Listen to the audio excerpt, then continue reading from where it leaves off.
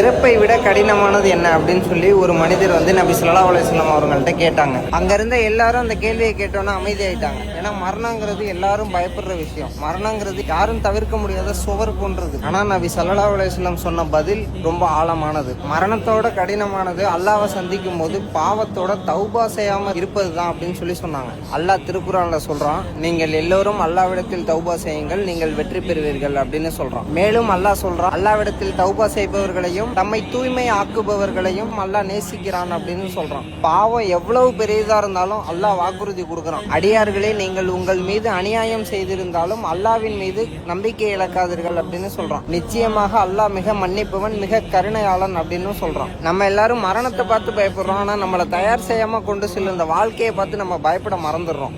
அதனால அல்லாஹ்விடத்துல திரும்புங்க, மன்னிப்பு கேளுங்க, உங்க இதயத்தை தூய்மை ஆக்குங்க. மரணம் ஒரு கதவு மாதிரி தான். அதை கடந்து செல்லும் போது என்னத்தை எடுத்து செல்றோம் அப்படிங்கிறது நம்ம கையில தான் இருக்குது. அதனால பாத்துக்குங்க. நாளைக்கு பார்ப்போம். அஸ்ஸலாமு அலைக்கும்.